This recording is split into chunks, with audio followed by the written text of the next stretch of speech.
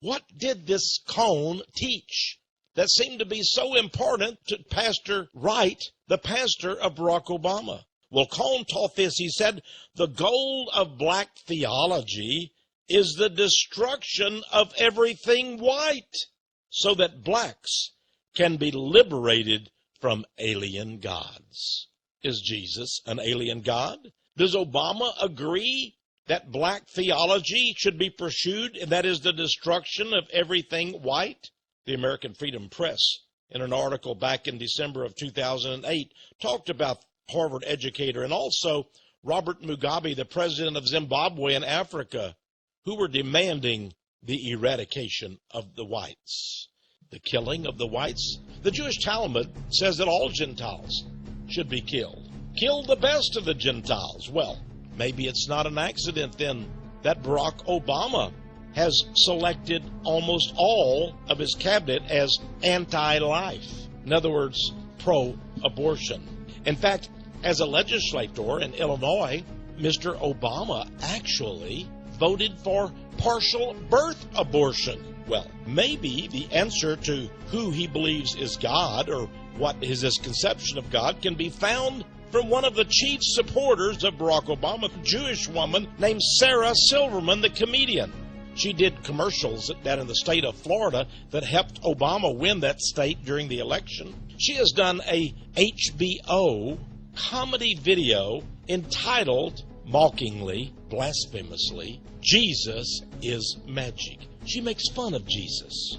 She mocks him. She even pretends to have sex with Jesus. This is a sick Jewish comedian. Here, she dresses up like Jesus Christ with a halo and wears a red robe. How fitting, the color red, because the Bible talks about the red dragon in the last days, the serpent who is the devil. His color seems to be scarlet red, as is the whore of Babylon's. And here is Miss Silverman once again, but this time she wears a t-shirt. It's a red t-shirt, the red of Soviet communism, and she wears the Soviet communist red star. She's very proud of being a communist. What relationship does communism have with Rothschild and with Zionism? Well, Dr. Henry Mackau, author of the outstanding book Illuminati, the Cult That Hijacked the World, on page 104 says this. He says communism and Zionism are Rothschild proxies, two pincers in the bankers' plan for world government dictatorship. And communism and Zionism is currently masquerading as globalization. Certainly Barack Obama has given every indication that he is in favor of globalization, of global governance. It all works together. Communism, Zionism, Rothschild, bankers' plans, world government, dictatorship, globalization, says Dr. Mackau.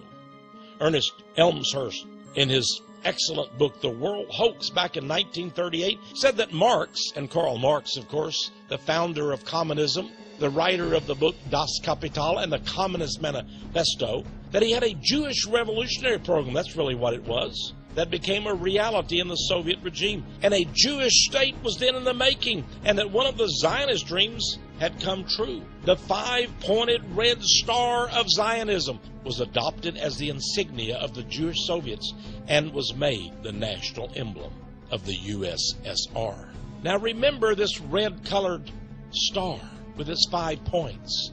You see, the Rothschilds were called the Five Arrows, and the five-pointed star was one of their emblems. But there's more to Barack Obama than just being a puppet of the Rothschilds and of Zionists, although we'll learn much about that.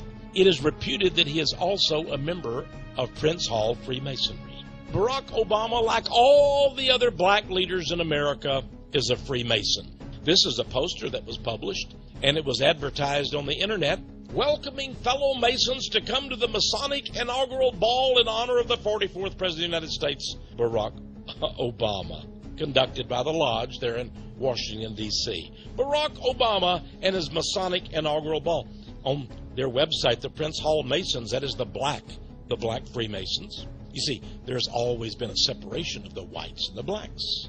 And here on their own website, they campaign for Barack Obama. if we get a list, and I show you here a partial list of famous Prince Hall Freemasons, we find many black names on it. There is, of course, Sugar Ray Robinson, the famous boxing champion, but there's also Julian Bond, the national chairman of the NAACP, Thomas Bradley, mayor of Los Angeles. There's the black revolutionary during the 60s, Eldridge Cleaver, and it goes on and on. Reverend Jesse Jackson is a member of the Harmony Lodge in Chicago, Illinois, no less. There's Kwesi Mfume of Baltimore, Maryland Lodge. There's Congressman Charles Rangel of New York of the Joppa Lodge, number 55. And Reverend Al Sharpton, New York City civil rights leader, also a Mason. And then there's this man, yes, David Patterson, the current governor of New York. They say he's legally blind. Well, maybe in more ways than physically. He, too, according to the internet, is a Freemason. He was raised as a Freemason in Boyer Lodge number 1, located in Harlem. Another Freemason is Hugo Chavez, president of Venezuela, a socialist. Here he is giving a Masonic handshake with his comrade, pal, Barack Obama. Why do I use the term comrade? Well, because that's what Hugo Chavez calls him, Comrade Barack. This is an artist painting of Chicago's Masonic Temple. Look at what a huge building it is. Many of the buildings and the architecture of the city of Chicago, Illinois, where Obama hails from, is Masonic in origin, including this all black ebony building. And notice nearby the Egyptian Masonic obelisk. The all-seeing eye that's on our dollar bill, of course, is a Masonic symbol. And then if we really want to know who the God of Barack Obama is, maybe we should go to a Masonic publication. Maybe we could turn to the New Age magazine of September 1950, page 551, in this article written by a Freemason, C. William Smith, entitled God's Plan in America. Is it also Obama's plan in America? Well, here's what the plan is all about. Mr. Smith wrote, God's plan is dedicated to the unification of all races. Well, of course, the Jews do not agree to that because they refuse to be assimilated into the Gentile race. But Mr. Smith continues that God's plan, that is the Masonic God, is dedicated to the unification of all races, religions, and creeds. All religions and creeds. This plan is dedicated, he says, to the new order of things. It is to make all things new. Now we have the reason for Obama's change. A new nation, a non-sectarian religion. In other words, a religion that doesn't believe in just one God. A religion that has already been called the religion of the great light. The goal, he says, is to unfold the new age of the world, a novus ordo seclorum. Now, one of the things the Masons do is take an oath to protect their Masonic brothers. And this has been very convenient for Masonic politicians throughout the decades. From Ronayne's Handbook of Masonry, page 183, we have the oath, the statement of belief of Masons. It says, you must conceal all crimes of your brother Masons. And should you be summoned as a witness against a brother Mason, be always sure to shield him. It may be perjury to do this, says the Masonic Guide.